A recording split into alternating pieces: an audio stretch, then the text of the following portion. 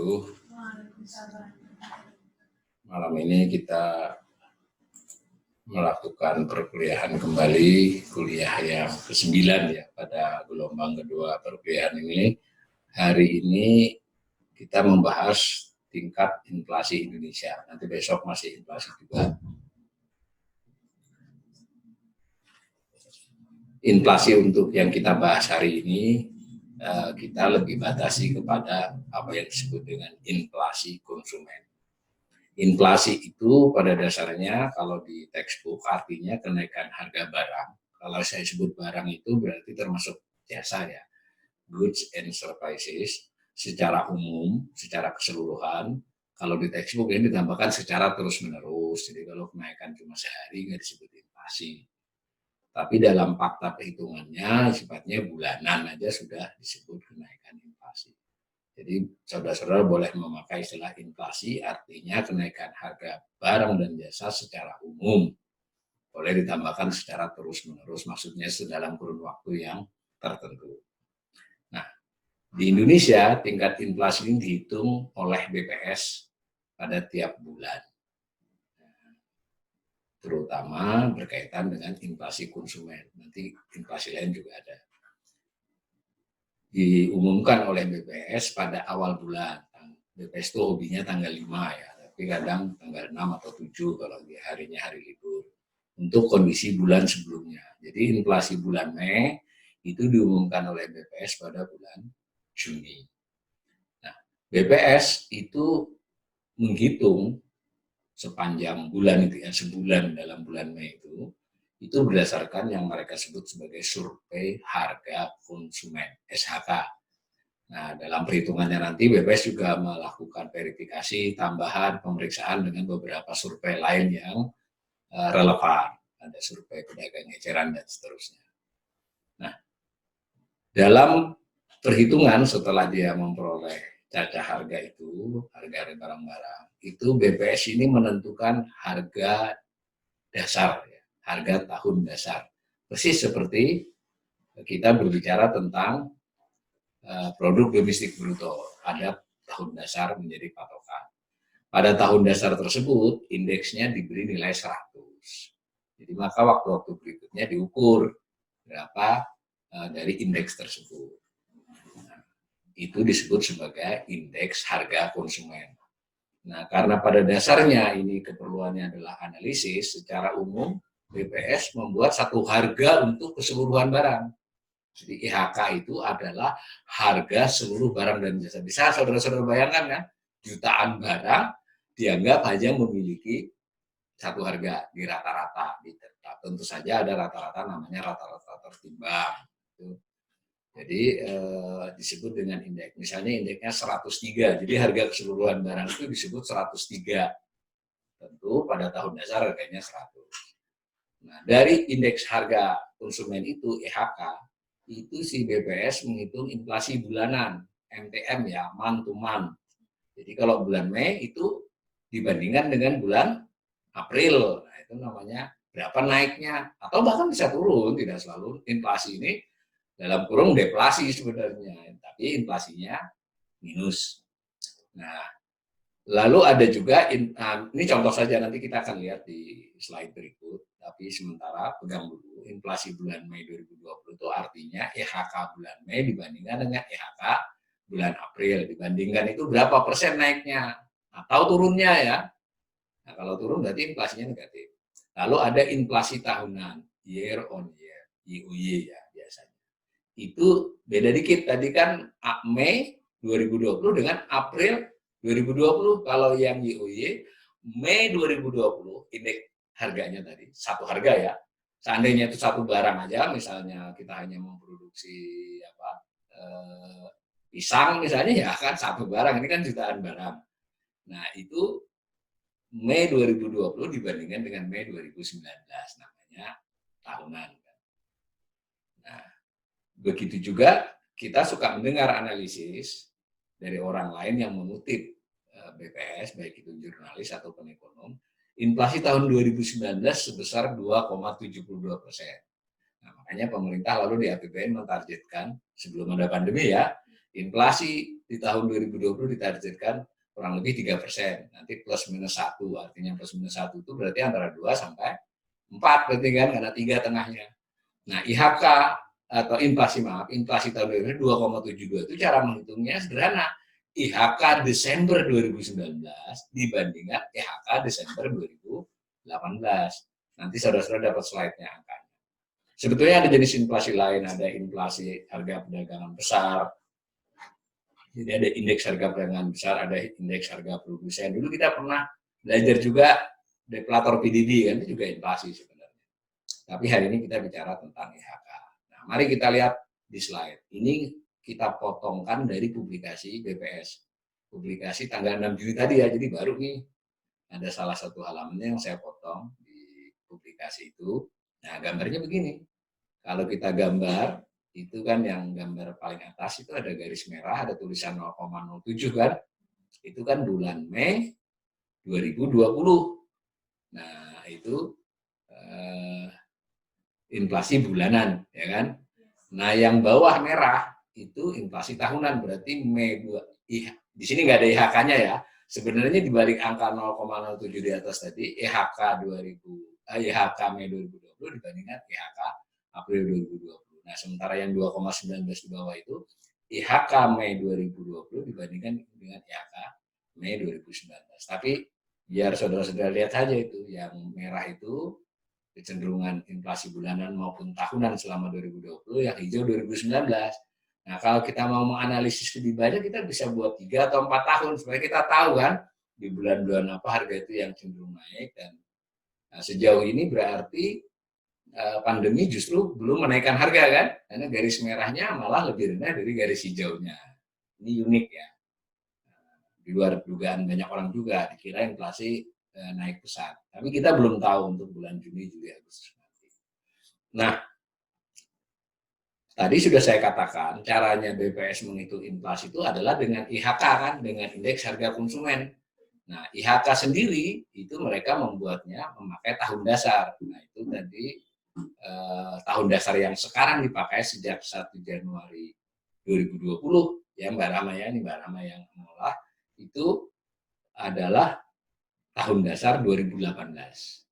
Nah, dalam konteks ini 2018-nya bukan Desember 2018, tapi 2018 secara setahun. Nah, tahun dasar itu berubah dari 2018, sebelumnya memakai tahun dasar 2012. Slide-nya kelihatan ya. Nah, slide-nya diperlihatkan. Itu antara lain karena perubahan cakupan dasar. Cakupan dasar itu cakupan kok, cakupan dasar cakupan. Jadi ketika BPS menentukan IHK, barang jutaan macam tadi dia dipilih oleh BPS sekian puluh, sekian ratus yang dianggap paling mencerminkan konsumsi terbanyak. Nah, kurang lebih begitu ya. Itu yang disoroti, tapi nanti menyesuaikan dengan pola konsumsi dan juga seolah-olah mencerminkan jutaan barang tadi. Nah, pada tahun 2020 yang dipakai itu 835 komoditas ya, konsumsi rumah tangga. Nah, tetapi tiap kota nggak sama, kan ada beberapa komoditas yang di 1-2 kota itu tidak dikonsumsi kan, nggak dipakai. Karena itu beda-beda, 835 komoditas ini seluruh komoditas. Tapi tiap kota ada yang 200, 300, 200 paling kecil 248 ya, di Sintang. Sedangkan yang terbanyak 473 di Jakarta. Emang Jakarta ini orang konsumsinya paling banyak. Mungkin ada yang nggak dicatat BPS, ada orang makan orang di sini kan, tidak dicatat harganya. Nah, pada waktu BPS menentukan tahun dasar ini, dia melakukan survei. Kalau yang tadi pencatatan harga namanya survei harga konsumen kan. Nah, kalau ini survei biaya hidup. Nah, kalau melihat perubahan tahun dasar itu kan ada 2018, sebelumnya 2012, sebelumnya 2007, sebelumnya 2002, ada kecenderungan berubah setiap 5 atau 6 tahun belakangan ini. Kan begitu. Nah, di 2018 yang paling baru ini yang sudah dipakai sejak 1 Januari tadi, berdasarkan survei biaya hidup tahun 2018, ditambah beberapa informasi lain, ditentukanlah tahun dasar, ditentukan juga komoditas yang akan diamati tiap bulan, ditentukan juga kota-kota mana yang dipakai sebagai perhitungan inflasi. Nah, kalau sebetulnya seluruh kota kan bisa sekitar 500 kota kan lebih bahkan loh, yang dipakai 90 kota. 90 kota saya ulangi ya, 835 komunitas. Nah, 835 komunitas yang mewakili jutaan barang tadi dikelompokkan menjadi 11. Nanti kita lihat di berikutnya. Ini untuk informasi nanti buat kawan-kawan, slide ini silakan periksa, bisa di-checking juga di Google atau di web BPS atau bagaimana perubahan-perubahan. Sekarang 90 kota. Nah, bagaimana BPS mencatat harga? Itu tadi kan patokan tahun dasar yang mau diamati 835 komoditas, ada 90 kota. Tiap-tiap kota itu nggak sama, ada yang 476 seperti Jakarta, ada yang 400. Rata-rata di kisaran 350-an. Itu kebanyakan kota segitu yang diamati. Nah, si petugas BPS itu menurut pengakuan BPS, jadi ini kan ada kawan BPS juga nih, dan juga kalau saudara punya teman pegawai BPS di daerah, tanyakan saja, benar nggak ini? Kata BPS, harga komoditas itu diperoleh melalui wawancara langsung ya. 3 atau 4 pedagang eceran yang didatangi oleh petugas. Jadi satu komoditas 3 atau 4 pedagang eceran oleh petugas pengumpul data. Didata. Lalu hasil pencacahan oleh si petugas tersebut masukin kepada aplikasi yang berbasis web, tapi antar mereka ya. Berarti kan pusat melakukan kompilasi. Nah, frekuensi pengumpulan data untuk setiap komoditas itu beda sesuai dengan karakteristiknya ya. Jadi ada yang didata mingguan, hari Senin dan Selasa. Bahkan ada yang 2 mingguan, ada yang bulanan. Nah, seperti itu kurang lebih. Nah, dilakukan di 90 kota. Jadi masing-masing kota itu ada petugas BPS-nya untuk ini. Nah, kurang lebih begitu. Nah, lalu BPS dari 835 komunitas tadi dia kelompokkan menjadi 11. Itu kelompok namanya. Sebenarnya dari kelompok ini ada lagi subkelompok ya, Mbak Rahma ya. Tapi kita nanti belum menyampaikan di sini, 11 ini aja dulu. Kalau dahulu 7. Nah, itu saudara-saudara bisa lihat, saya tidak ingin membahas secara rinci banget. Itu ada 11 komunitas, yang sebelah kiri itu tabel, ya tabel, yang sebelah kanan itu sudah kesimpulannya, sama itu angkanya. Jadi dari 11 itu, tadi kan kita tadi di depan tadi sudah mengatakan informasi BPS, inflasi bulan Mei itu sebesar berapa tadi Mbak Dwi? 0,07% kalau dihitung dari bulan April. Jadi hanya naik 0,07%. Tetapi kalau diukur dari Mei 2019 itu naiknya 2,19%. Jadi 2% lebih sedikit naiknya. Nah, masing-masing jenis barang, jenis atau kelompok, itu kan nggak sama naiknya, benar kan? Nah, di situ ada data tuh. Kalau kelompok makanan dan minuman naiknya berapa? Nah, kemudian kalau pakaian dan alas kaki berapa? Lalu ada juga transportasi, kelompok komunitas transportasi berapa? Dan seterusnya 11 ya. Nah, kalau di situ di tabel yang kanan itu ada namanya angka inflasi Mei. Itu berarti inflasi month to month ya, M to M ya, bulan Mei terhadap bulan April. Ya enggak? Nah, itu maaf yang kolom keduanya. Kalau yang andil itu yang kolom satunya ditunjuk Mbak Dwi. Itu dari 0,07 itu masing-masing kelompok menyumbang berapa? Persis waktu kita bicara PDB loh. Dari 5,02 itu industri pengolahan nyumbang berapa? Pertanian nyumbang berapa? Ini sama dari dari inflasi 0,07 itu masing-masing nyumbang berapa? Nah, sementara kalau kolom keduanya yang inflasi itu adalah inflasi pada masing-masing, benar kan? Seperti juga ketika kita pertumbuhan sektoral, itu masing-masing sektor tumbuhnya berapa.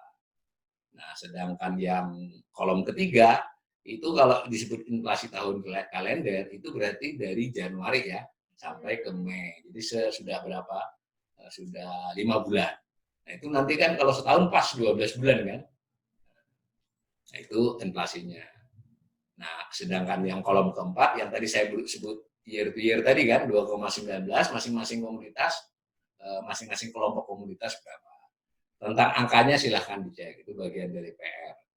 Nanti besok kita juga akan coba lihat di data BPS ya, ini masing-masing seperti apa. Ini khusus pengumuman yang disampaikan oleh BPS pada tanggal 6 Juni, gambarnya ini. Nah, mari kita ambil contoh kalau kita di slide berikut mencoba menariknya dengan tahun yang panjang. Ya toh? Ambil yang kanan dulu yang biru itu itu khusus selama tahun 2020, bulan per bulan, ya enggak? Nah, bulan per bulan, yang biru itu menunjukkan IHK ya, Indeks Harga Konsumen. Pakainya skala yang sebelah kiri itu ada 104, 1,41, 104,2, ya enggak? Nah, maka itu bisa Anda lihat kalau pada bulan Mei itu berarti 104, berapa itu, 4,9 atau 98 berapa kan sebelum.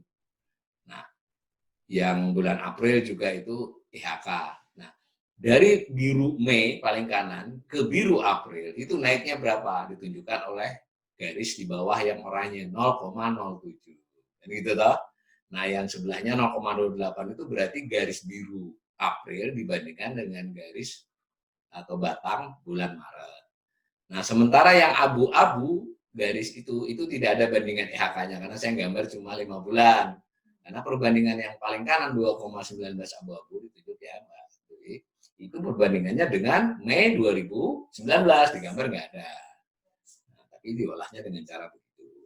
Itu kalau kita melihat 5 bulan terakhir. Nah, yang sebelah kiri ini gambar tahunan. Gambar tahunan dari tahun 2006. Tahunan berarti IHK Desember tahun yang bersangkutan dibandingkan IHK Desember tahun sebelumnya. Nah, itu kita melihat paling kanan, berarti 2019 tadi kan sudah kita bicarakan, hanya inflasi 2,72. Tahun 2018 3,13 dan seterusnya ya. Tahun yang lampau kita pernah 8,38 pada tahun 2013 dan 2015, pernah 11,06 tahun 2008. Kalau ini gambarnya disambung lagi, kita tahun 2005 17% itu. Kalau saudara-saudara yang umurnya agak lumayan, itu udah tahu 2005 itu kan pernah kenaikan harga BBM yang cukup signifikan.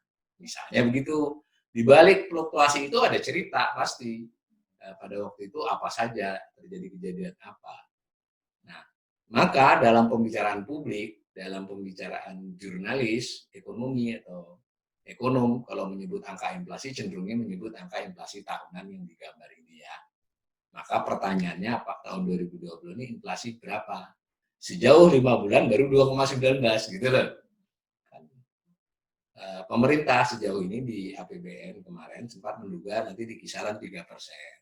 Bisa jadi tergantung perkembangannya. Nah, mari kita lihat bahwa tadi kan sudah ada contoh di atas di slide beberapa tadi, bahwa kelompoknya itu terdiri dari 11 kelompok kan. Nah, di gambar itu. Tapi sebelumnya kita pakainya 7 ya, 2012, BPS dalam hal ini. Nah, ini saya tampilkan, dilihat ya. Yang kanan itu kelompok 11 kelompok, yang kiri itu 7 kelompok. Di masing-masing kelompok, misalnya makanan, minuman, dan tembakau, atau yang kiri dulu, yang kanan ini karena baru belum terlalu perhatian ya. Nah, yang 2012 ini, yang misalnya bahan makanan itu terdiri dari sekitar 9 atau 10 subkelompok kan gitu ya Mbak Rahma ya. Bahan makanan itu ada macam-macam. Nah, makanan jadi juga terdiri dari 3 atau 4 kelompok dan seterusnya. Jadi sebetulnya ini 7 dan 11, tapi nanti kelompoknya kalau yang 11, yang 7 itu kurang lebih berapa, 24 atau berapa. Nanti yang besok kita akan perlihatkan, yang kanan ini lebih banyak lagi. Nah, BPS, saya ulangi lagi, BPS mencatatnya item yang 835. Tidak kelompoknya loh ya. Dari data 835 itu dia masukkan dalam pengelompokan ini, gitu, diberi informasi kita. Nah, kalau Anda nggak percaya dengan BPS, saya kira tidak ada satu lembaga pun di Indonesia yang mampu mencatat 835 barang itu nyaris setiap hari ya, meskipun beda-beda komoditas yang dicatat, ada yang mingguan, ada yang 2 mingguan, ada yang bulanan, itu tidak sama. Tapi BPS punya network yang cukup baik. Tentu nanti kita bisa lakukan kritik misalnya terhadap beberapa jenis harga barang yang tidak dijual di pasar secara langsung. Kan ada jasa juga toh. Nah, itu mungkin beda. Nah, lalu kita ambil contoh di slide berikut. Dari yang ini memakai kelompok lama ya, karena masih pakai 2012 dan pakai 2007, ya toh Mbak Ramaya, bahkan ada yang 2002. Tapi inflasinya yang kita pakai bukan IHK-nya, itu dari 7 kelompok barang, kelompok pengeluaran, itu kita ambil 2 diantaranya. Nah, Kelihatan ya, inflasi umum itu yang biru tadi, yang di slide sebelumnya tadi kita pindah ke sini yang biru, sama itu 2,72 dan seterusnya ya, sama itu yang biru itu dengan gambar sebelumnya tadi. Nah yang beda subnya, kelompoknya, ada bahan makanan yang warna orange. Orange itu lihat itu bahan makanan punya kecenderungan bahan makanan itu lebih tinggi dari rata-rata inflasi umum kan, kelompok makanan lebih tinggi. Tetapi menarik ini di 2017 sempat lebih rendah, ya enggak? Di 2011 hampir sama, di 2009 hanya lebih tinggi sedikit. Nah, beberapa tahun lebih tinggi. Nah, 2019 lebih tinggi. Yang orange ya. Nah, di 2020 baru berjalan 5 bulan kita belum bisa putuskan, tapi sudah ada kelihatan data. Misalnya kami di IHN menduga di 2020 nampaknya makanannya akan lebih tinggi. Hanya di klasifikasi 2020 bahan makanan dan makanan jadi itu dijadiin satu oleh BPS. Nah, kemudian kelompok makanan jadi, minuman, rokok, dan tembakau yang warna abu-abu itu juga punya kecenderungan di atas rata-rata inflasi, meskipun dalam beberapa tahun mendekati atau sama. Tapi nyaris tidak pernah lebih rendah ya yang abu-abu ya. Nah, semacam itu. Saudara-saudara bisa melakukan analisis terhadap tujuh-tujuhnya kan begitu. Dan mungkin bisa narik tahunnya lebih jauh dari 2006. Nah, lalu tentu saja jangan hanya angka, tetapi kenapa itu tajam ke atas, ada kejadian apa di 2010 sehingga bahan makanan menjadi mahal. Mungkin ini kaitannya dengan kegagalan panen atau kelangkaan apa atau ada keributan soal impor, tidak boleh impor dan seterusnya. Itu lalu jadi analisa. Nah, kembali ke tahun-tahun sekarang ini. Tadi sudah kita katakan di depan, BPS mulai 1 Januari itu memakai tahun dasar 2018. Mereka sudah melakukan survei biaya hidup sepanjang 2018. Baru dipakai sekarang ya, terhadap 800. Dipilihlah dari survei itu, kemudian diputuskan yang menjadi ukuran inflasi adalah 835 komoditas. Kan gitu tadi toh? Tetapi karena 835 komoditas itu tidak dikonsumsi di tiap kota, maka masing-masing kota menyesuaikan hasil survei ini. Jakarta rupanya banyak banget ragamnya, sehingga dipakailah 476 dari 835. Di kota Sintang tadi itu hanya 246. Kebanyakan kota di kisaran 350 komoditas. Nah, ada cara lain BPS selain menentukan menjadi 11 macam tadi ya. Nah, itu dia membagi 3. Di 835 komoditas ini dibagilah oleh BPS menjadi yang disebut dengan komoditas kelompok komponen inti ya. Lalu ada harga yang diatur pemerintah. Nah, yang harga diatur pemerintah ini ya otomatis seperti listrik, ya toh, BBM dan beberapa jenis barang yang diatur oleh pemerintah sebanyak 23 komoditas. Nah, lalu ada yang volatile foods ya, barang bergejolak, cabai merah keriting, cabai merah tidak keriting atau apa saya tidak tahu ya, nanti kita cek. Itu 101 komoditas. Nah, sehingga 835 dikurangi 2 macam barang ini yang diatur pemerintah dan yang bergejolak ini jadilah disebut komponen inti 711 komoditas. Apa perlunya ini? Karena yang volatile foods ini mungkin tidak bisa di treatment, tidak bisa ditangani oleh pemerintah ataupun nanti kita akan menyinggung Bank Indonesia besok hari. Itu karena urusannya kalau memang cabainya nggak ada, nah gitu loh kan nggak bisa. Berambangnya nggak ada atau kebanyakan kan volatile dia. Nah yang komponen inti itu nanti ada kaitannya dengan yang paling mungkin dipengaruhi melalui misalnya kebijakan moneter. Nanti besok ya tentang uang. Begitu juga dengan komponen yang diatur pemerintah. Inflasinya kan kalau pemerintah seperti sekarang tidak mau nurunin BBM ya begitu. Tapi kalau pemerintah mau nurunin deflasi bisa minus kan untuk komoditas itu. Tentu saja nanti ditimbang dengan barang-barang yang lain. Nah, maka ada data dari publikasi yang baru kemarin yang tadi Mei tadi sama kita potongkan. Itu yang sebelah kiri menunjukkan sama tadi kan seperti di atas tadi ada 4 kolom. Itu kolom andil dalam inflasi, kolom inflasinya, kolom inflasi tahun kalendernya, dan inflasi tahun ke tahunnya. Nah, bahkan BPS memberi informasi di antara yang bergejolak itu dia bagi 2. Ada yang bergejolak, jadi dari 23 komoditas itu, sebagian komoditas disebut komoditas energi, yang sebagiannya, oh maaf, bukan 23 ya, tapi yang 101 ya. Dari yang 101 itu ada yang energi, ada yang bahan makanan. Nah, itu seperti itu. Nah, yang gambar kanan itu menunjukkan dari bulan ke bulan. Tadi ingat, yang tadi ada inflasi umum bulan ke bulannya, ada berdasarkan kelompok dari 11 tadi. Nah, ada yang berdasarkan pembagian menjadi 3 macam ini. Seperti itu. Nah, mari kita lihat kalau kita mau tahu ke belakang tentang tadi inflasi yang diatur pemerintah, dan inflasi volatile foods ya. Volatile goods sebetulnya salah karena tidak hanya foods yang bergejolak itu ya. Jadi barang yang bergejolak 3 macam tuh. Nah, lihat, sayang kita tidak menggambar inflasi umumnya ya. Kita langsung gambar ininya saja.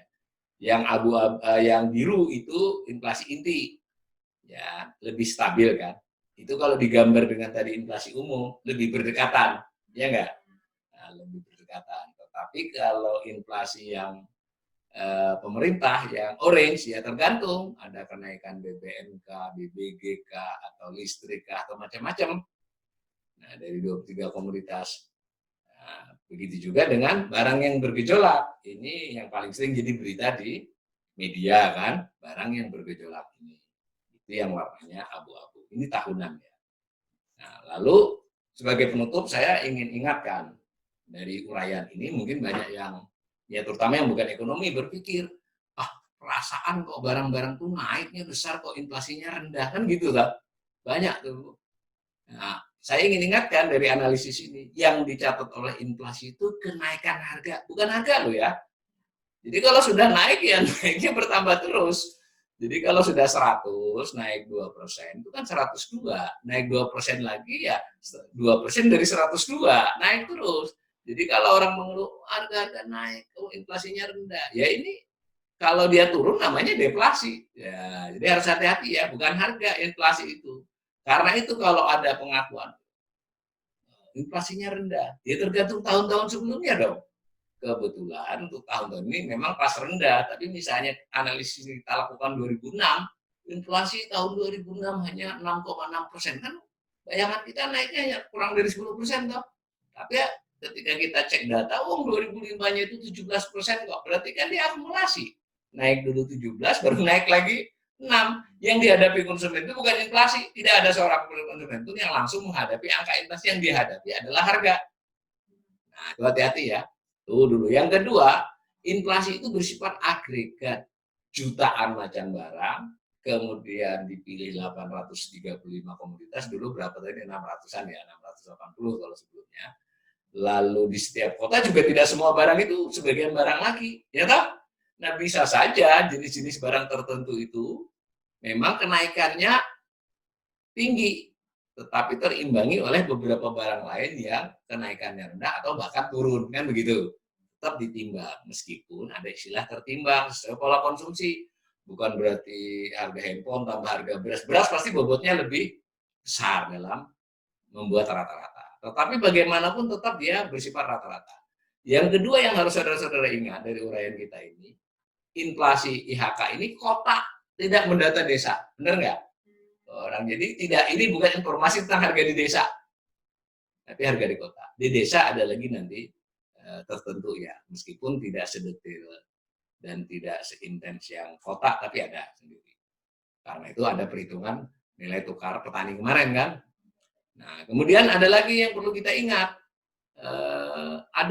kita bisa melakukan analisis kelompok. Tadi misalnya kita bisa hanya melihat inflasi bahan makanan kan, tadi sudah kelihatan lebih tinggi. Atau supnya, dari bahan makanan itu ada beberapa sup makanan. Nah, besok nanti kita tampilkan, ini yang menarik. Nah, yang belum kita sampaikan di sini tadi juga ada analisis antar kota, Mbak Rama, antar kota gitu kan. Jadi apakah inflasi di Papua ya toh sama nggak dengan Jakarta atau tadi Sintang dan sebagainya. Maka menarik. Karena Indonesia ini negara yang punya banyak wilayah. Nah, terakhir, saya ingin ingatkan juga bahwa kita bisa juga bertanya-tanya, lalu berarti maksudnya menganalisisnya, bagaimana inflasi yang dihadapi kelompok miskin dan kelompok tidak miskin? Karena komoditasnya kan beda. Nah, secara common sense, secara sepintas, itu inflasi yang dihadapi oleh orang miskin itu lebih tinggi loh. Kenapa? Antara lain nanti kita ada materi tersendiri ya, garis kemiskinan. Kenaikan garis kemiskinan itu lebih tinggi daripada kenaikan inflasi. Berarti kan secara itu saja itu orang miskin memang menghadapi inflasi yang lebih tinggi dibandingkan yang tidak miskin. Karena inflasi itu kan keseluruhan. Nah, komoditas orang miskin itu berapa? Misalnya begitu. Nah, tapi ini baru sepintas. Tentu kalau kita mau analisis harus berdasarkan data-data yang lebih akurat. Demikian untuk kuliah hari ini. Besok masih kita akan tentang inflasi sebagai terakhir, dan sehingga kita pelan-pelan sudah tahu PDB, sudah tahu tenaga kerja, sudah sedikit tahu tentang inflasi, kan begitu. Seperti urutan-urutan belajar makroekonomi. Begitu, lebih kurangnya saya mohon maaf. Assalamualaikum warahmatullahi wabarakatuh.